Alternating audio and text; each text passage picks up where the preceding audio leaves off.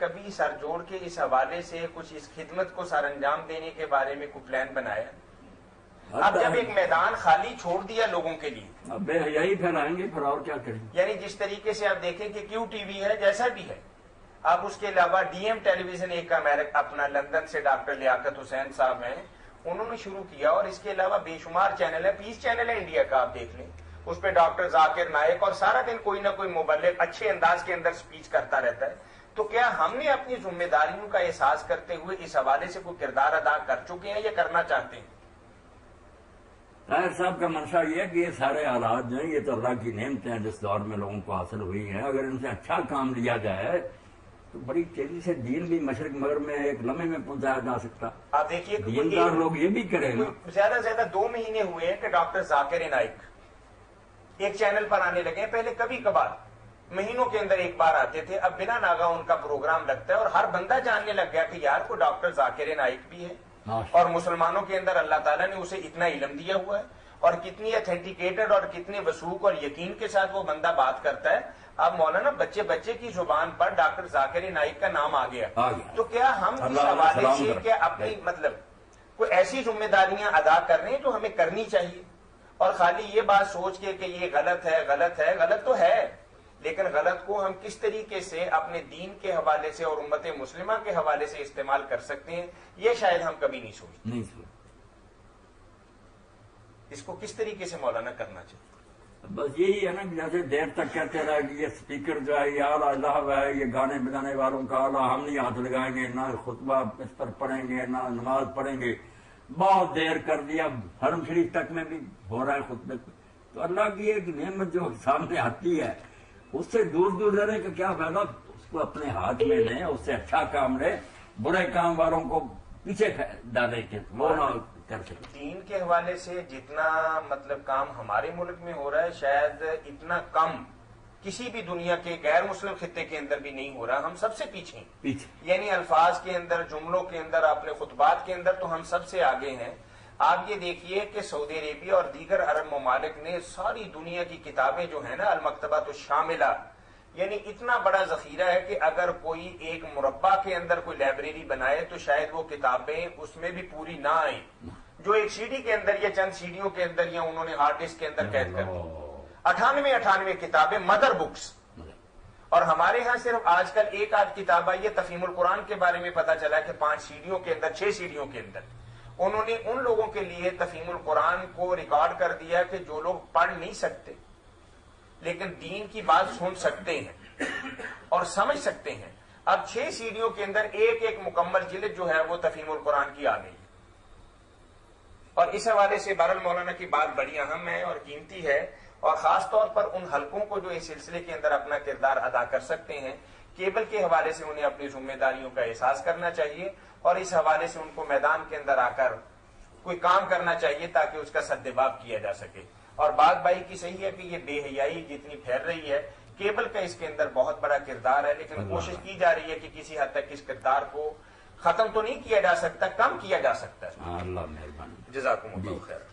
مولانا ایک سوال ہمیں اور موصول ہوا ہے، اور ہمارے بھائی یہاں حافظ موجود بھی ہیں، حافظ محمد ایوب صابر صاحب، انہوں نے قسطوں کے حوالے سے سوال کیا ہے، چونکہ اس میں کوئی 2 اس وقت طبقے بن چکے ہیں کہ ایک طبقہ تو قسطوں کی چیزوں کو بالکل جائز اور حلال کہتا ہے، اور آپ جیسے علماء کرام شاید ایک آدھ آوازی ہو آپ کی پورے پاکستان کے اندر کہ آپ قسطوں کے کام کو ناجائز قرار دیتے ہیں۔ تو بھائی کا سوال یہ ہے کہ قسطوں پر جو چیز ملتی ہے کہ اصل قیمت ہونی چاہیے یا زیادہ بھی لی جا سکتی ہے، اور قسطوں والی قیمت اور عام قیمت کے اندر اگر کوئی فرق نہ ہو تو کیا یہ جائز ہے؟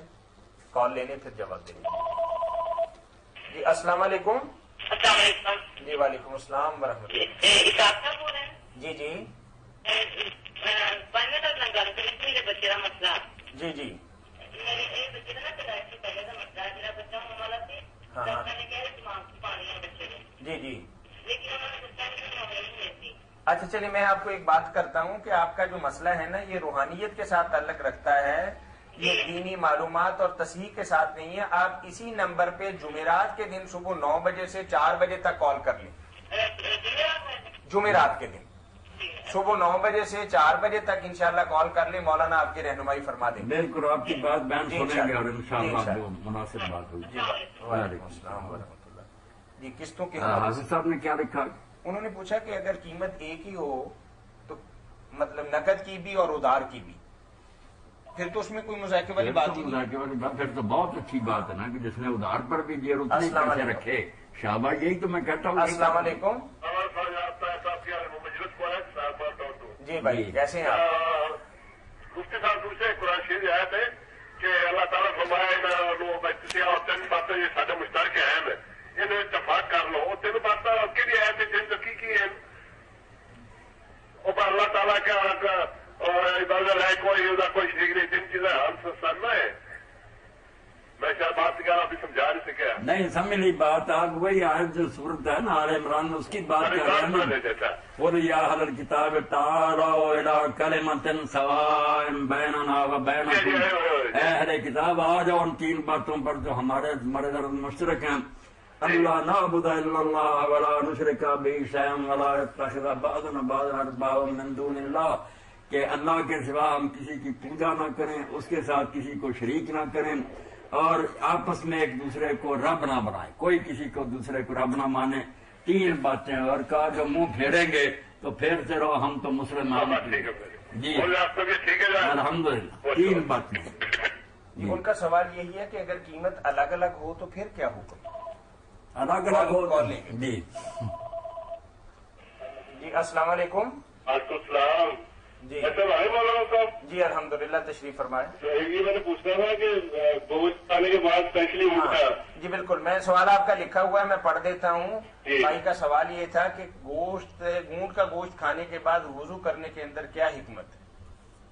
یہی سوال ہے نا آپ کا؟ یہ سوال ہے، یہ حدیث صحیح ہوگی کرنا؟ جی آپ کو جواب دے دیں۔ اوکے۔ حدیث تو میرے بھائی صحیح ہے کہ اونٹ کا گوشت کھایا، جس نے پوچھا کہ کیا بکری کا گوشت کھانے کے بعد آپ نے کریں وضو، تو آپ نے فرمایا جس کا جی چاہے کر لے۔ پھر اس نے کہا اونٹ کا، تو فرمایا آپ کرو وضو۔ تو اب اس بارے میں اختلاف تو یہ ہو گیا کہ یہ جو اونٹ کے گوشت کھانے کے بعد وضو کا کہا، یہ حکم ہے وجوب کے درجے کا کہ وضو ٹوٹ گیا ہے اس لیے نیا وضو کرو، یا صرف اچھی بات ہے کہ تم کر لو۔ اب بہت تھوڑی تعداد امام احمد ہیں، ابن حنبل اور ان کے بعد کچھ لوگ کئی صدیوں بعد جنہوں نے یہ کہا کہ ان کا گوشت کھانے سے وضو ٹوٹ جاتا ہے، نیا کرنا چاہیے، ورنہ اس کا کوئی قائل نہیں تھا۔ یہی تھا بھائی یہ کر لے تو اچھا، استحباب میں ہے، استحباب کا درجے کا ہے، لازمی نہیں۔ اس لیے یہ تو باتیں واضح ہے کہ سارے امر جو ہیں وہ وجوب کے لیے دفتر بنے ہوئے ہیں، مسواک وغیرہ کے بارے میں بھی آتے ہیں، مگر وہ لازم نہیں۔ اسی طرح کی یہ بات اب اونٹ کا گوشت کھانے میں کیوں کہا، تو اس میں بتایا کہ چکنائی ہے، اس لیے منہ میں وہ چکناٹ سی محسوس ہوتی ہے، ہاتھوں کو بھی ذرا صفائی ہو جائے، اور ساتھ یہ بھی چونکہ یہود پر یہ حرام تھا، تو یہودیوں میں سے جو مسلمان ہوئے ہیں وہ سوچے نا کہ یار ہمیں یہ کیا خراب دیا، تو انہوں نے کہا اس وسوسے کو، شیطانی کو دور کرنے کے لیے وضو کرو کہ دفعہ ہو جا کتے، تو ہمیں بے دین پھر کرنا چاہتا۔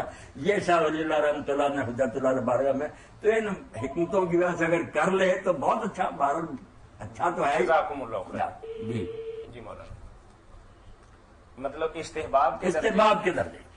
حجت اللہ البالغہ میں شاہ ولی اللہ رحمۃ اللہ نے جو نواقض وضو کے بارے میں بات کہی ہے نا، اس کو سارے اہل علم کو یاد رکھنا چاہیے۔ بحثیں تو ختم ہی نہ ہوتی کہ اس سے بھی ٹوٹ گیا، اس سے بھی ٹوٹ گیا، اتنی نہیں بات ہے۔ جن چیزوں سے وضو ٹوٹتا وہ حضور نے اس طرح چھپا کر نہیں کہی کہ کسی کو پتا اور کسی کو نہ پتا۔ وعلیکم السلام ورحمۃ اللہ۔ ہاں جی بھائی، ایک پوچھنا تھا، یہ جو بچوں کے سر منڈواتے ہیں، جو نوزائیدہ بچے ہوتے ہیں جی، تو ہم نے سنا ہے کہ رسول اللہ صلی اللہ علیہ وسلم ان کے بال کے برابر چاندی کا وزن کر کے وہ خیرات کرتے تھے۔ جی جی، تو یہ پوچھنا ہے کہ یہ مسنون طریقہ یہی ہے، اور دوسری بات یہ پوچھنی تھی کہ یہ اس کے حقدار کون ہیں، کن لوگوں میں دیا جانا چاہیے یہ جو بچے کے اب بچہ جو نیا پیدا ہوتا ہے تو اس کا سر جب منڈوایا جاتا ہے تو اس موقع پر جو چیزیں مسنون، ان میں عقیقہ بھی ہے، اور ان میں سے یہ بھی ہے